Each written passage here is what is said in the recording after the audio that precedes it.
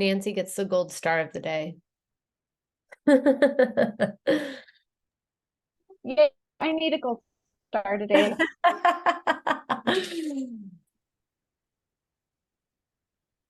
I don't know why my camera, it's weird. I've tried everything, so. That's all right. Like I said, as long as you can see my screen when I share, we should be good. So Okay, I won't head nod then.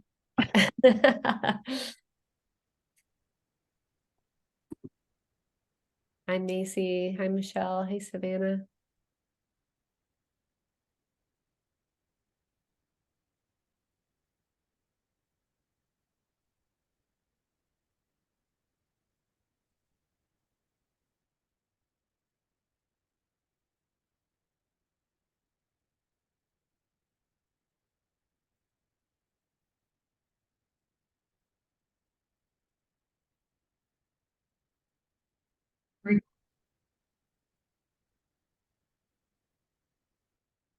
Hey, Todd. Hey Molly, how are you? I'm doing good. How are you? Surviving. Yeah, that's all you can ask for. You know, things are going pretty good, I think. Good, So, good.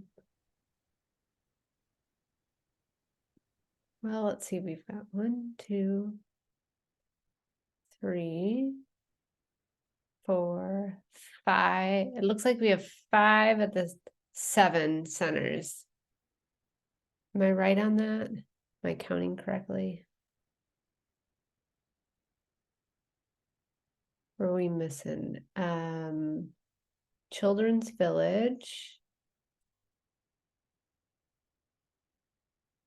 I'm going through my Idaho map right now.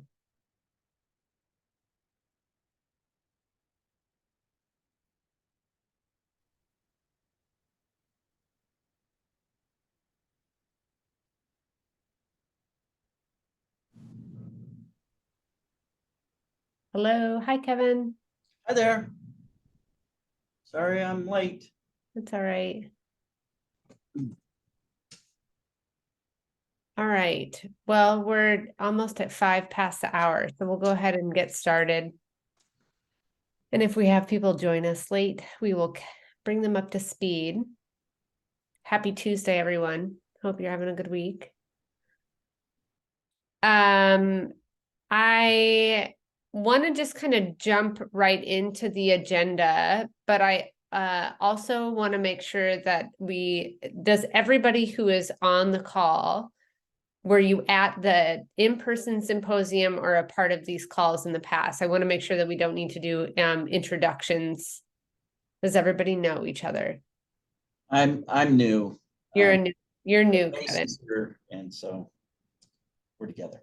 Okay, well, let's do introductions so that you know where everybody is at. So I just want to make sure. So I'll go first. Kevin, my name is Molly Cook. I am the executive director of the National Assessment Center Association and leading these monthly meetings to go through the self-assessment tool. So it's nice to meet you.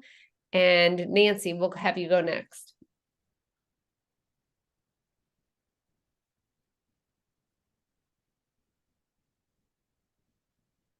Nancy, if you're talking, you're on mute. Okay. There you go. Sorry. So I'm Nancy from Simply Hope Family Outreach in Burley. I had someone walk in my office right when you said introductions and asked me a question. So did you ask us a question? Did you want us to share anything else? Nope, that's good for right now. We'll start there. Savannah, you want to go? Sure. Hi, Kevin. I'm Savannah Swisher. I'm the project manager overseeing the Youth Rec program over in Region 3. Hey, Savannah. Thanks, Savannah. Todd? Yeah, Kevin knows me. I'm Todd Mauger with the Village now, which was the intake and diversion unit at Bannock County Juvenile Justice, but we've moved everybody over to the new building and assessment center. That was in our intake and diversion unit, not everybody in the office. Thanks, Todd. Spark, I know there's 2 of you there, so.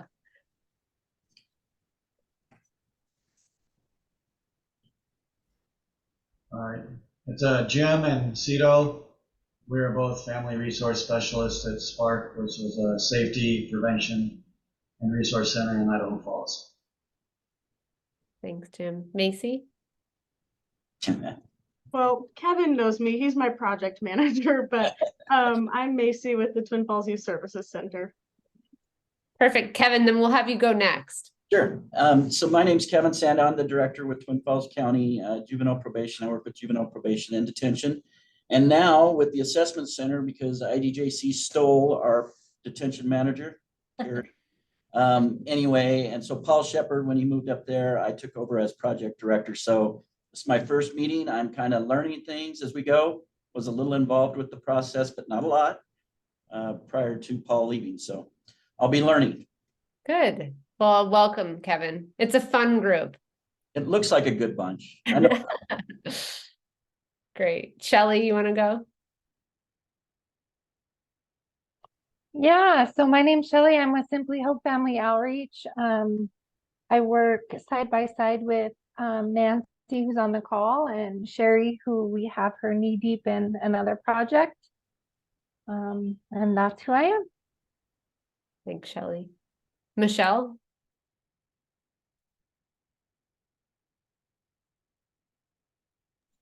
Sorry, mute button challenges. I'm Michelle King and I'm with the Youth Resource Center in Lewiston, and Tristan can tell you more about it.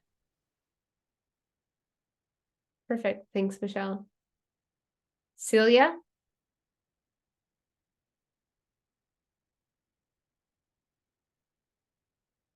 Hi, I'm Celia Walters. I'm with Simply Hope Safety and Assessment Center, STAC for short. Thank you. Tristan?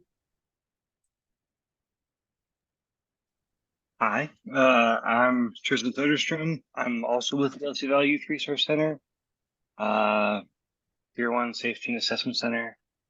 Yeah, I don't know what else we're supposed to say. Sorry, I jumped on late. Nope, that's all right. We're just doing brief introductions, so that's perfect. Thank you. Yeah. All right, so it looks like we got 6 out of the 7 centers here. So thank you all for showing up today and being present. So I sent a lot of information out before, which we're going to go over in more detail. So what today will look like in terms of the agenda is we will hear from all of you first, at least one representative per center, just to have a discussion or kind of report out at the in-person symposium last month. You know, we talked about developing your teams for this. This will be a monthly check-in with us as a larger group, but all of this, you know, 90% of this work is going to be done locally with whatever teams that you have formed. And so we had a conversation last month about, you know, who's going to be on those teams, what your approach will be to engaging them. So just to kind of hear from you, even if you haven't, you know, made an exact decision, some of your thoughts around that in terms of who you have identified to be on your self-assessment team. I will then go over the single point of contact core component of the self-assessment tool, specifically showing you the tool in the web-based system, but talking through some of the things that you'll want to start thinking about and that the self-assessment core component covers. And then we'll talk about, you know, what to do between now and our next meeting in October. So hopefully get to all that within the hour. So let's start, and I'll just let, you know, whoever wants to be the brave one and unmute first, go ahead and do that. But just talk to us a little bit about after last month's symposium, and, you know, hopefully you've had a chance to look through the tool a little bit and think about your team composition, but who have you identified to be on your team?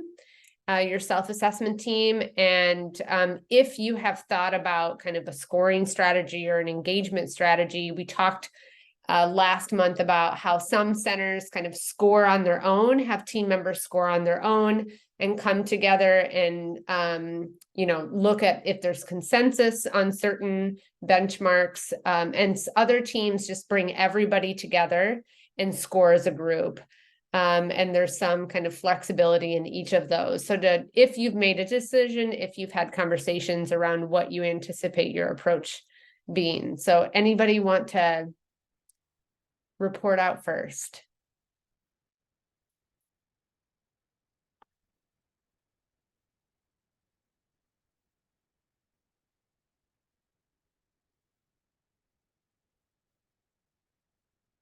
Nobody does. Has anybody had those conversations or made those decisions? So I'll talk because the silence is killing me. Thanks, Todd. So I think I haven't necessarily started the process. I've talked to a few people with our local school district. But as I was looking, like after the meeting, driving home, I thought about like those team members and how that would look. And so obviously, like law enforcement should have a member to oversee, like as a team. A juvenile prosecutor. We're gonna serve like 6 different counties, so we're serving the entire district. So I don't know if that would be like 1 or 2 prosecutors from different counties, you know, and then some school district members from the different school districts. I think we have, I want to say there's like a large number of school districts. There's like 15 different school districts that we're gonna have to reach out. Some are very small. And then I didn't know if, and I was gonna run this by Holly, but our liaison, our District 6 liaison, who has communication with all those counties, prosecutors, judges, probation departments, if that would be a good member to have on the team, because they have all those connections and would be able to, you know, I don't know, like see what's going on in the different satellite offices and how they're using it. So I don't know. That's what I thought. I really haven't, I'll be honest, the first year we were all concerned about getting the building. So right now there's a lot of other things going on, like building the data system and policy and procedures and those type of things. So, but I do think the self-assessment tool would be really great as we build those, to know how to build the data system, what we want to collect, and then the policy and procedures like built on that tool, so that we're starting out in compliance with that. So yeah. And one thing that I'll say, which we can talk a little bit more through today, is a lot of the questions in the self-assessment tool are going to be asking about what your internal process is, right? What are your policies and procedures state? How are staff trained? What kind of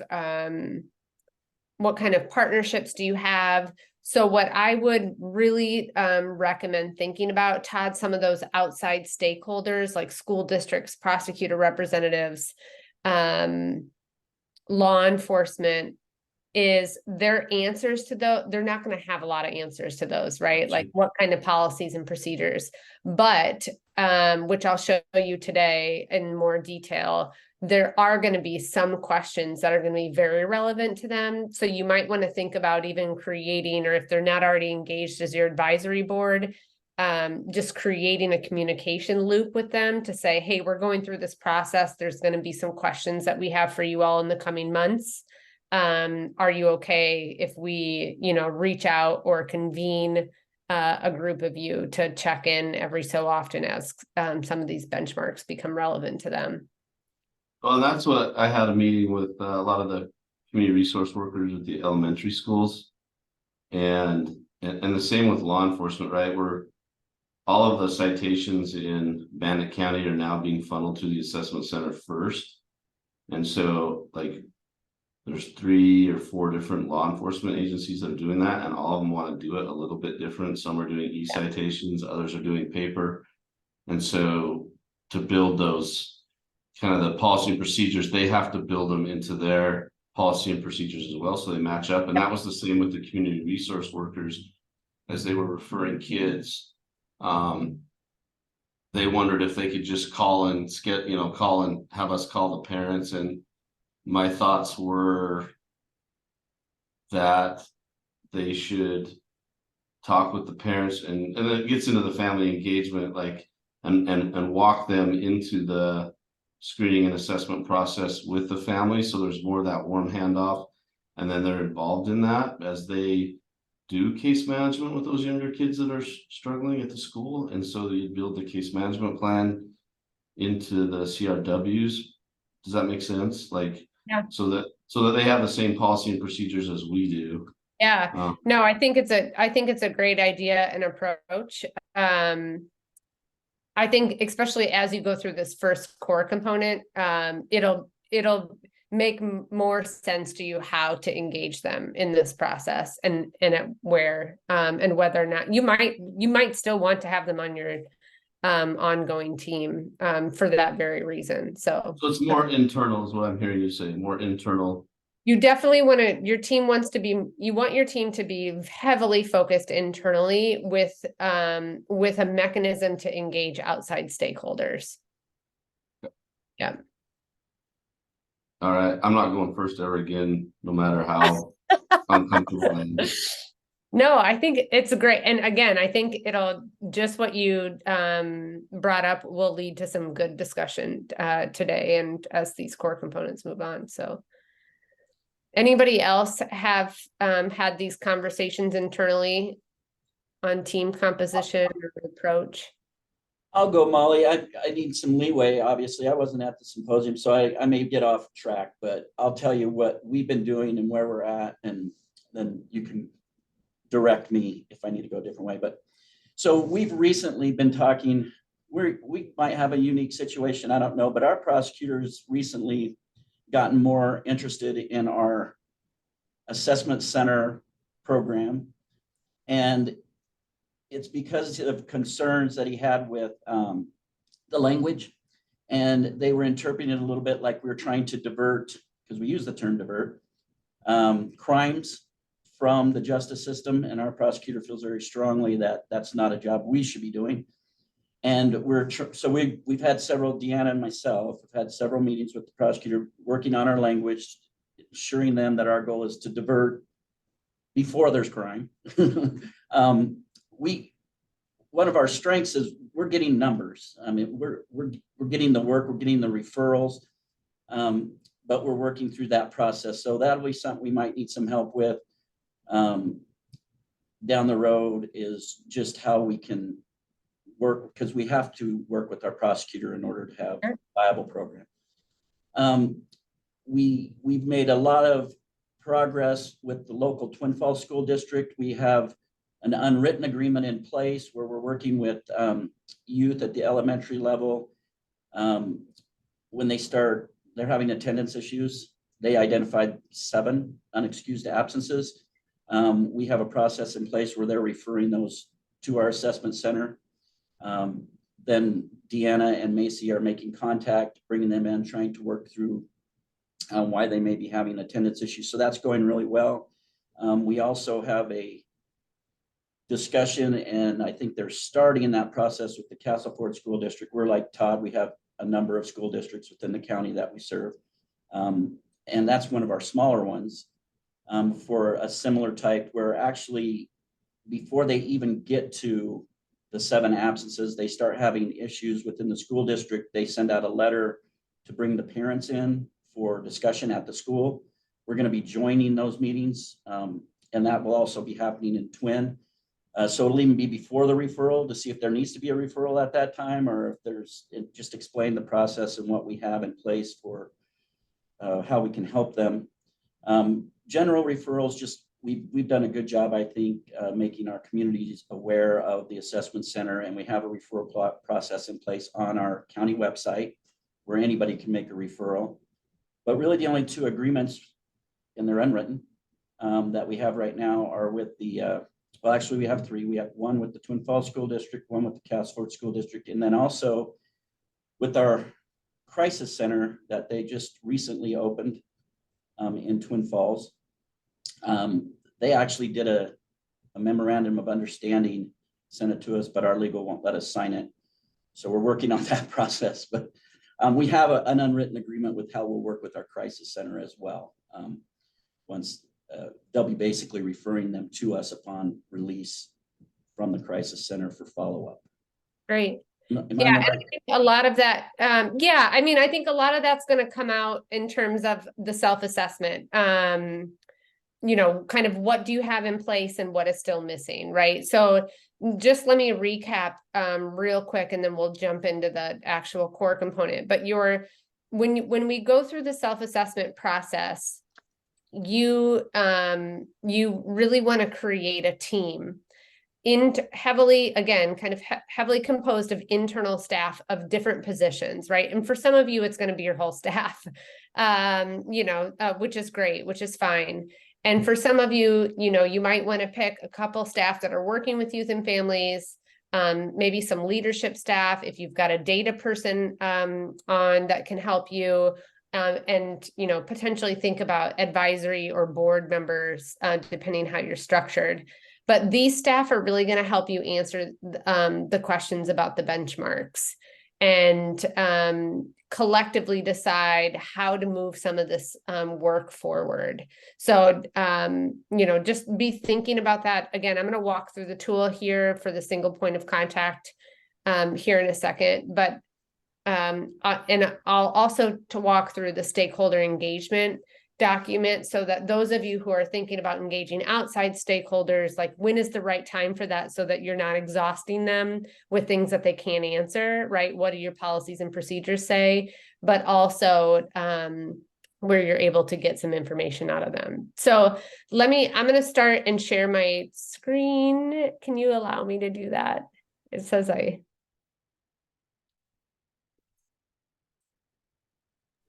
there we go. Okay.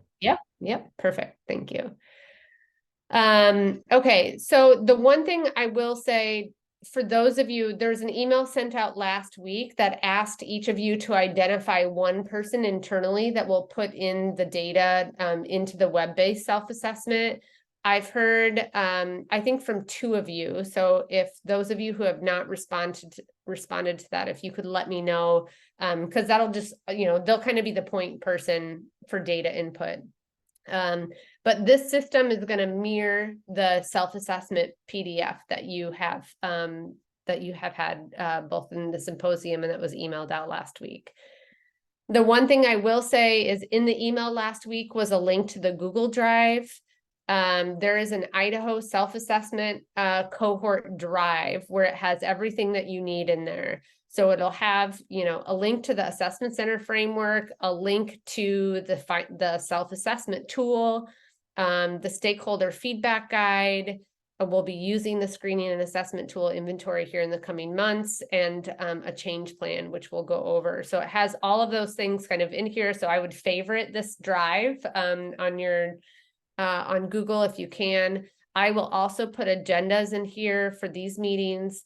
The other thing I will say as we go through this process, you know, some of you are going to have MOUs in place or documents or things that you're using internally that others are not, that maybe is a good resource for your peer centers. And so this shared document is really for you all to upload, you know, policies, procedures, forms, job descriptions, things like that, that you are willing to share with your peers so that, you know, there's, nobody has to reinvent the wheel and you can, you know, resource share as needed. So that's this Google Drive. So whoever you identify as the lead will get a contact or an email from me to set the organization up in this system. And, you know, and if there's anybody else, you know, we will, you can register them as well, but for the most part, it's just going to be one person. So I'm going to just go over kind of how the tool is set up and specifically the single point of contact. So you'll see here, it allows you up top to select whether or not you're a tier 1 or a tier 2 center. The really important piece of that is that if you select tier 1, certain questions are going to disappear because they're only relevant to tier 2. So I would highly encourage you all to do that at the very beginning. And then from there, you can see these are the different core components, right? Single point of contact, screening, assessment, case management, staff support and development, and accountability. We're going to go over single point of contact right now. But each of these are structured the same. It's the core component, the standard that is within the core component, and the criteria. All of that can be found in the framework. Molly, can I ask a question? Sure. So if we're tier 1 right now, but going tier 2, but we're trying to figure out exactly how to build our tier 2. So should we go tier 2 on this survey, or should we just do tier 1?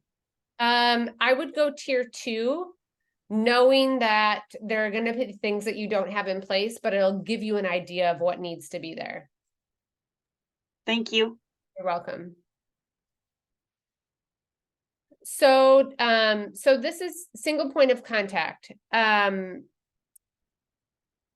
going to walk through kind of what to expect, and then we're going to go through the stakeholder engagement, so that you can see, you know, where are potentially ways that you can engage outside stakeholders.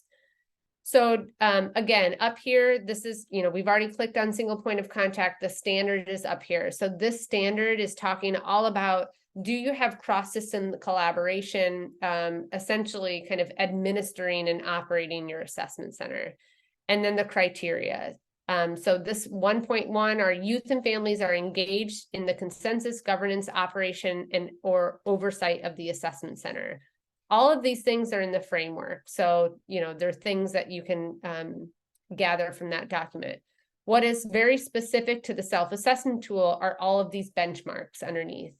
So basically this speaks to, for this criteria, how do we know, like, what does it mean to meet that criteria or to implement that criteria? So this is for the self-assessment tool, it's asking you, has your assessment center, or our assessment center has a formal advisory committee or a governance board with organizing documents like a bylaws or charter? Our assessment center has organizing documents that require positions to be allocated to youth and family participation. And youth and families are currently active members of our board of committee, right? So all of this is speaking to this standard and the first criteria. What you will be working with your internal, with your team to do is rate these benchmarks. So like we talked about at the symposium last month, each one of these benchmarks has a definition. If you're in the web-based system, you can just scroll over the rating to see what the definition is. If you're using the paper self-assessment tool that you were given at the symposium or that's in your drive, you can see what those the definitions of these are. What you will also want to do is in this selection justification is write some notes, right? How did you come to the consensus that was the rating? So you'll see here, I'm using the 18th, which I have permission to do here as an example. But, you know, the board of directors has bylaws in place. And then the next two was that they're under consideration, right? We're looking over the bylaws to make changes. And we have a former client on the board, but not any current parents or youth. So they decided to mark that as policy or practice under consideration. What you're going to want to do with your team, and when we, you know, talked about, do you score this individually or do you score it as a team, is for some jurisdictions, when they go through the self-assessment process, they say to their team members, let's say there's 5 people on your team. They say, okay, all of you, we're going to do single point of contact this month. So look through the self-assessment tool and provide your interpretation, how you would score this benchmark. And then we're going to come together at a regularly scheduled meeting each month, and we are going to talk about how you scored and where there are differences, and we're going to come to a consensus on how to score this as a team. In other jurisdictions, they have just set a standard meeting where everybody comes together and they collectively score this. Right? There's one jurisdiction that made flashcards so staff could, you know, hold their score up so that they weren't influenced by other people, and it was a 1, 2, 3, put your score up. So that's completely up to you. But this is really meant to be not just, you know, Todd, sorry to call you out, but not just in like a Todd, the village, it's a Todd score, it's a team score. And we want to know from the team, you know, their interpretation. So you'll see, you know, keep going down. Criteria 1.2 in the framework states that assessment centers have clearly defined their domains, points of contact, and target population. So this is where we get into, you know, what do your policies and procedures look like? Do you define who you serve for your staff? Do you have formal agreements or MOUs in place that dictate how the assessment center serves as that single point of contact for your target population? So Kevin, you know, kind of speaking to the MOUs, right? Like, do you have those in place? And this is where you might want to put in your selection justification where your MOU status is at. Because that way, if you come back in 2 years and go through this process again to see how you've grown as an assessment center, if Kevin, if the state steals you and you go to a different position, that way people know why you came up with that score, right? What led to that decision. And lastly, under this criteria is for voluntary access. Do centers have websites and social media pages that they're interacting with the community with, that clearly define who they serve? Right, so again, you'll just go through and rate these. Again, another question here, or some benchmarks here on your advisory board. And then you'll go to next. So there's, you know, the next set of standard in this core component is that youth and families have accessible, coordinated, and streamlined approach to identify opportunities for services and supports through a participatory process. Like, what does that mean? Which is why we have created these benchmarks, right? So again, do you have agreements in place? Do you have objective referral criteria so that we're decreasing, you know, the risk of disproportionality and disparate treatment from especially your law enforcement and school stakeholders? Do you have a form? Do you have a referral form, right? And so on and so forth. So again, kind of going through each of these, scoring them with your team, providing the selection justification, and moving on to the next standard. This standard talks about, do you have a trauma-informed environment and process? So this is all going to be questions around, you know, what kind of language is used with youth and families to explain what's happening?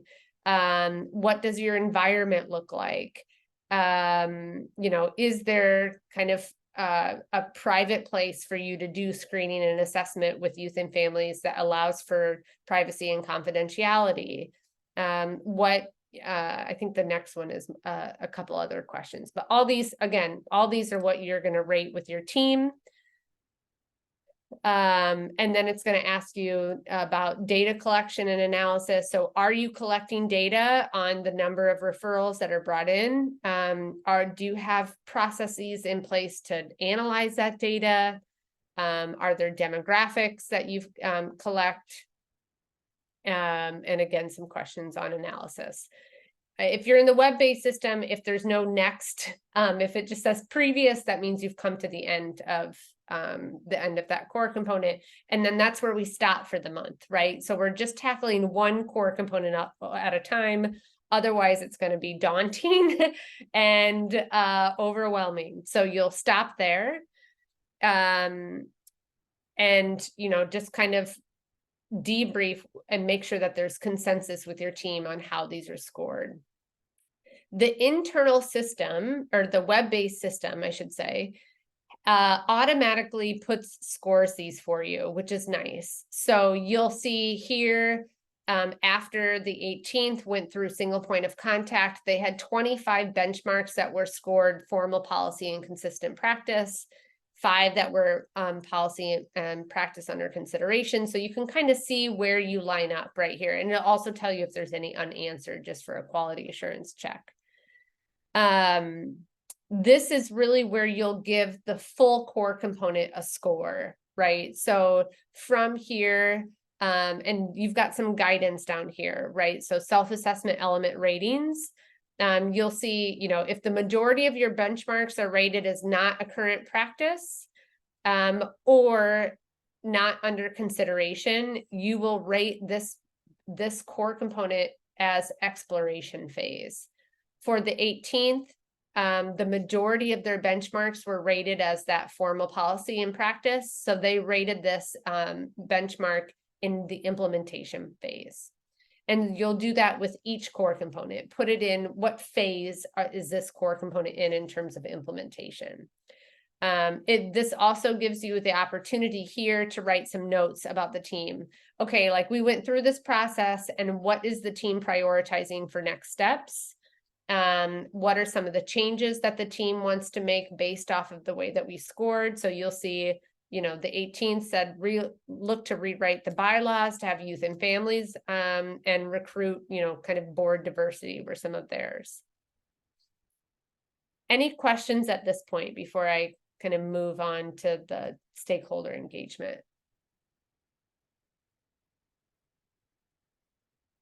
So, yeah, go Molly, ahead. oh, go. Go I was ahead. just gonna ask, be new. So we need to have this completed by our next meeting, or is this Correct. something that should have already been done?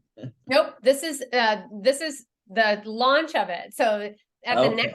at the next meeting, as a group, we will debrief. How did this process go? What kind of came up for you all? And we'll move to the next core component. And then one more quick question is, so Yep. as far as our team goes, for instance, here in Twin, I would say our team right now would be myself, Macy, the coordinator, Deanna, and then probably one of our diversion officers that's been working with the assessment center. Is that I mean, and I don't know if this is even answerable, but is that an adequate team to start with? I think especially for the size, yeah, I think that's a great start. We'll go over here in a second how to maybe engage some others if it comes up or if it's needed. But yeah, it's a good start. Okay. Thank you. Yeah. Any other questions?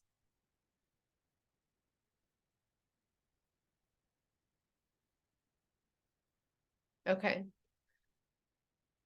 So the one thing again that I want to share with you all that's in your folder here is a stakeholder feedback guide. And again, this might get to some of the questions Kevin and Todd, both of you kind of brought up about engaging maybe some of the other community or stakeholders. This is just what it says. It's a guide. So please use this as you feel fit. But it's really, here's over the farthest column over here is your audience. So, who might you be reaching out to ask some of these questions? So you'll see the benchmark here are the benchmarks that are in the self-assessment tool. This one is referring to the one about the formal advisory board. If you don't know, the question is, are there formal documents that organize the assessment center? That would be a question for your board if you don't, if you aren't engaged with them. A couple different benchmarks in this talk about agreements with your stakeholders, with your law enforcement agencies, with your juvenile justice agencies, with your schools. And so the question to those entities would be, do we have an agreement in place that clearly details who's eligible to be served by the center, how to make referrals, and what are the expectations of the assessment center versus the expectation of the school district, for example, right? So this might be, Todd, to your point, and some of the things that you brought up, this might be a really good question, depending on how your internal team scores those core components, for you to take back to your community partners to say, hey, this is a standard within the assessment center framework, and we didn't really know how to answer this, or we know we don't have anything in place. What can we do to, move this forward and talk about agreements? So there's some other examples in here. We have them for each core component. You can look through. If you come up with other questions that you want to talk about, certainly this is not the end all be all, but this is just to get you thinking about what are ways that you can ask maybe some of your partners to engage in this process so that you can move some of these benchmarks forward. The one thing I will say is if you're going to engage partners in some of these questions, I would recommend that you send either an email or some kind of notice to those that you feel like you're going to be reaching out with the most or to the most, and say, hey, we're going through the self-assessment process from now for the next 7-8 months, where we may be asking you to engage in some feedback about how the assessment center can improve or better engage with you as a partner. Please look out for some specific emails in the coming months.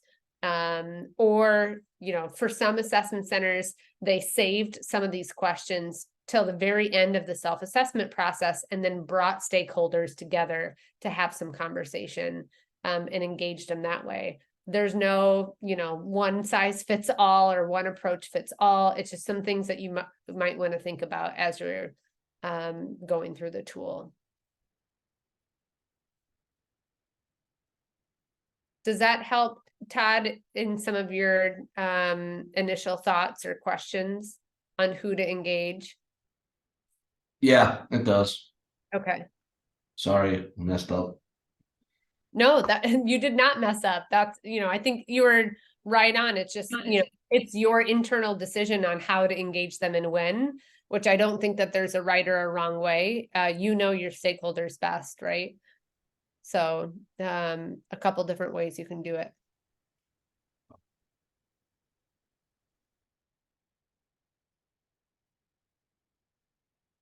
Any other questions on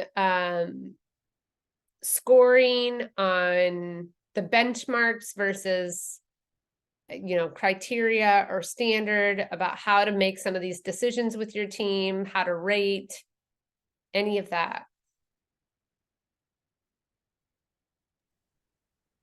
I think, Molly, for us with our very unique setup, and maybe this might need a bigger conversation because we have 6 counties and 4 separate providers that are providing this. I think when we break down some of these different areas, it can start to add up really fast, just how much information that we're looking for. So maybe some guidance on where we truly break that down to a granular level, provider by provider, and where we just go very high level. Yeah, Savannah, you all are in a unique situation. But I think ultimately single point of contact speaks less about policy and procedure than some of these other the core components that will come in the coming months. Screening, assessment, case management, all of that is about how we're working with youth and families, right? So this might not have been kind of the best example for you to see how you might engage your providers. But I would still, I would recommend, especially as you move through screening, assessment, and case management, that you're engaging all of them to make sure that there's consistency in practice.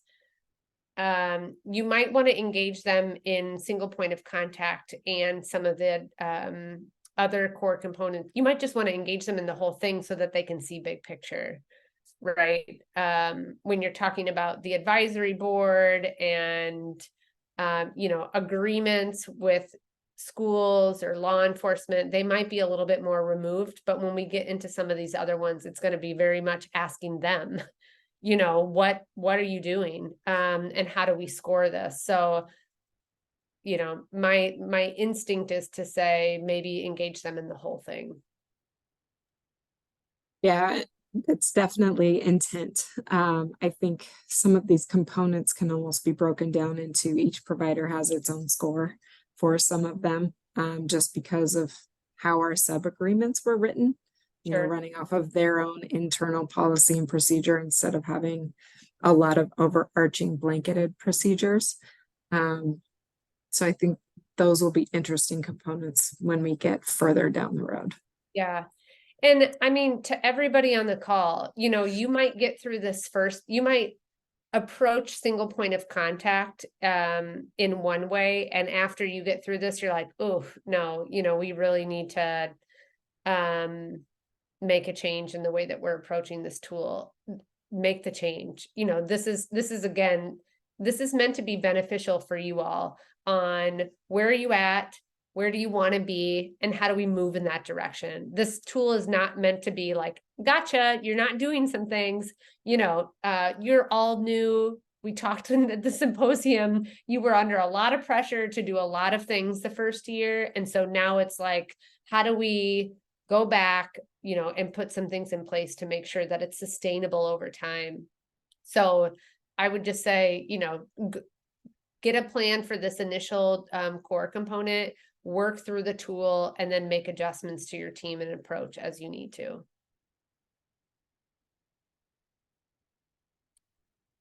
Any other questions? Okay. So let's talk a little bit about kind of what to do between now and the next time that we meet. So again, if you haven't already, just think about and solidify really, you know, what your approach is going to be in terms of scoring the tool. I would highly recommend that you all put on the calendar a consistent day each month where your team is going to come together. And even if they're scoring individually or you're scoring as a team, you still want to come together to make sure there's consensus on scores and have conversation around what's needed and all of that. So, you know, I would set every Wednesday, third Wednesday, whatever that looks like, I would just set a common day for you to meet with your team. And I would start working through the tool. So you have a PDF of the tool in the Idaho Drive that you know, send out to your team members. You've got a point person for each center that has access to the web-based tool. Whichever one you want to use, feel free. But, you know, just start working through the tool in terms of scoring and having those conversations. And by the next time that we meet, essentially what we'll be doing every month from here on out is utilizing these meetings to debrief what things came up during the previous core component from the previous month, what type of things, what were some common things that you all are struggling with that maybe we can look at developing resources for or sharing resources with you all. Maybe, you know, Savannah Youth Rock scored really high on certain things, and Todd Center didn't, you know, scored their benchmark not under consideration. And they're like, oh, can you share that with us? Right. So really meant to be a resource to each of you in terms of peer-to-peer. The last thing that I want to say, just as kind of a to-do, but also, you know, something that you'll want to work on throughout this whole process is what we call the change plan, which I'll share my screen one more time just to show you.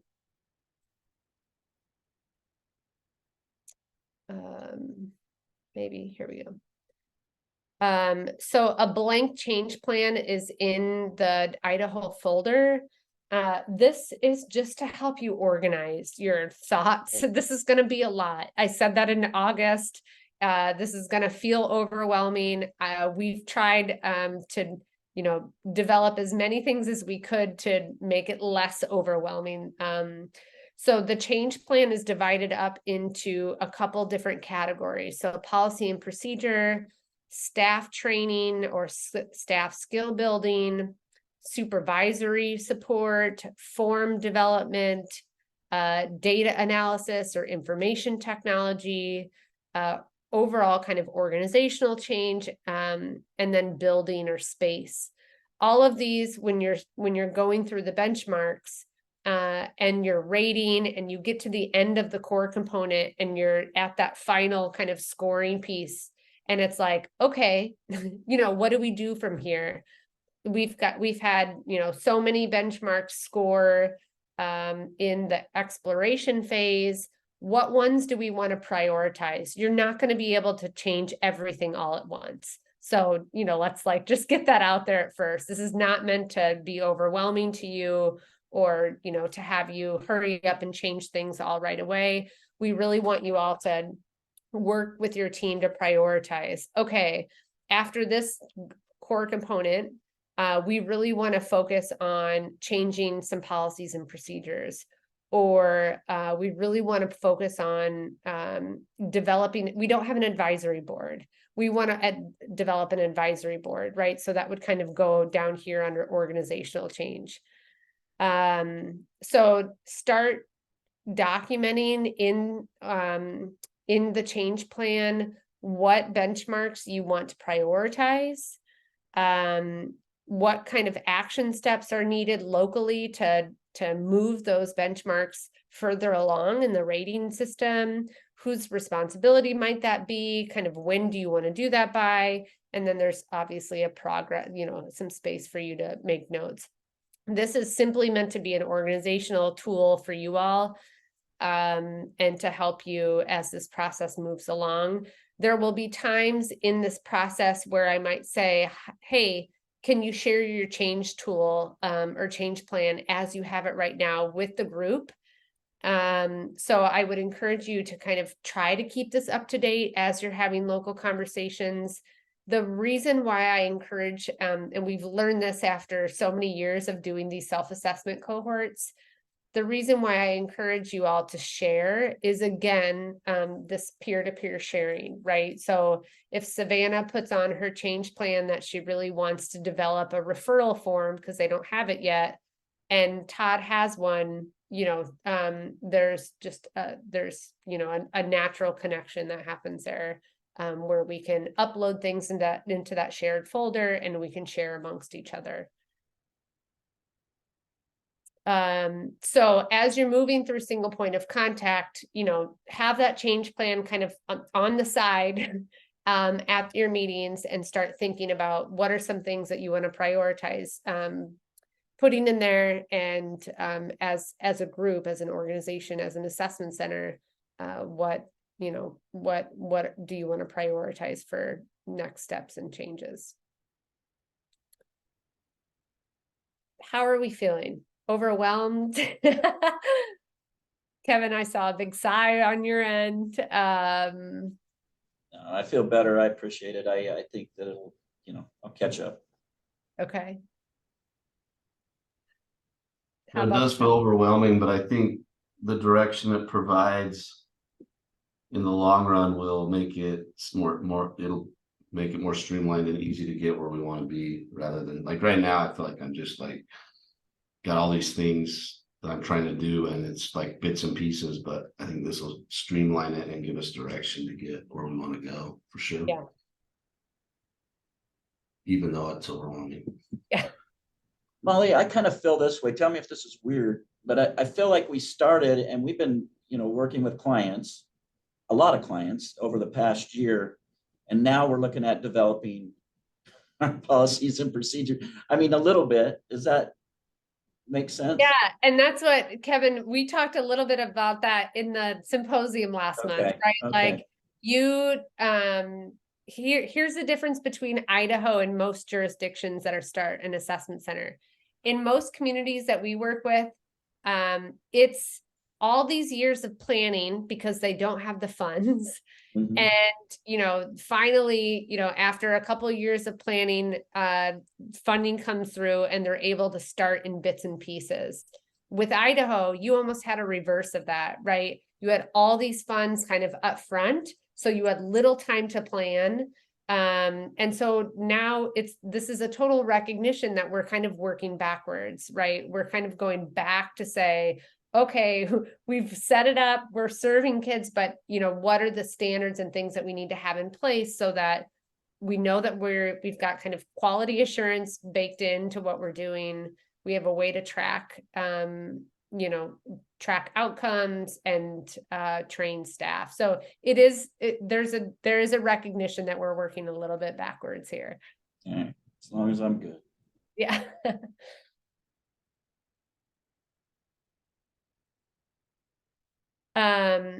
The other thing I'll say, just with a couple of minutes left, I was hoping to have it today, but she has a conflict. So I do here in the next couple months, want to bring in specifically one center who has utilized this process to advocate for more resources for their assessment center, which I think is huge, especially when you're thinking about what do you want to prioritize? What are things that you want to change? What's missing?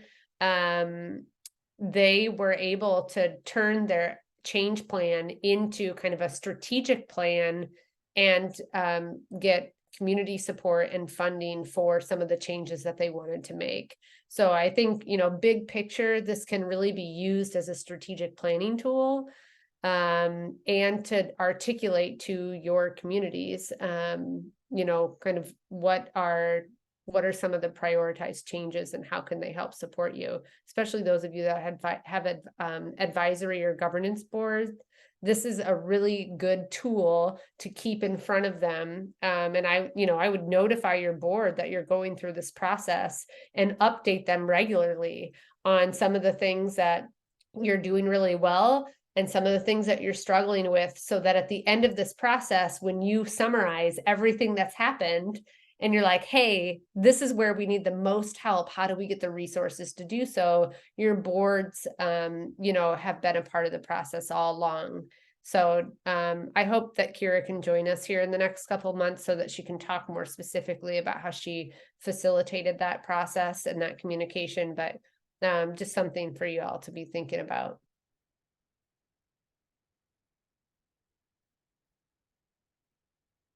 All right, we have 2 minutes left. So do you all feel like you have direction where to go?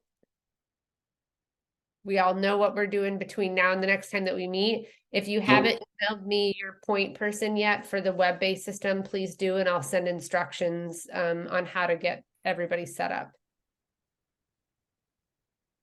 So exactly, what are we supposed to do? We're supposed to fill out just go over what we're supposed to do one more time. Yep. So from now until the next meeting, you are going to complete the single point of contact core component in the self-assessment tool. So you'll convene your teams, whoever's going to do this process internally or externally, and you will actually score the single point of contact self-assessment core component.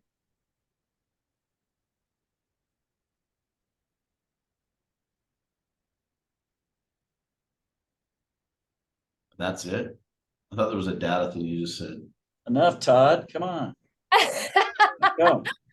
Well, Just making sure, Kevin, because no one talks and then I do, and I don't know what I'm doing. So you're Todd, I'm just grateful that you speak for us all. We just are really super grateful because I just take notes on what you say. So Todd, the way that you will track your self-assessment tool is you will enter it into the web-based system. So what you'll need to do is let me know who in the village will be in charge of entering the results of the tool. And you will, the screen that I shared on how to navigate the radio dials and the text and the auto calculation, they will be in charge of inputting your local results into that system. gotcha.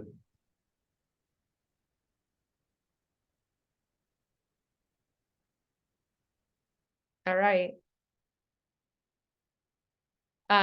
Well, let me know as in this process, if you ever have questions. I mean, I think most of you know that you can reach out to me, but please don't hesitate to ask me questions or bounce ideas off of me. This first one, once we get through this first one, the next ones are going to feel like a breeze, I promise. So it's just getting this first one under our belt. So always feel free to let me know if you have questions, but otherwise we'll see you in a month. Thanks, Molly. Thanks, everyone. You guys. Yes, thank you so much, Molly. Thank you. Have a good one. And thanks, Todd.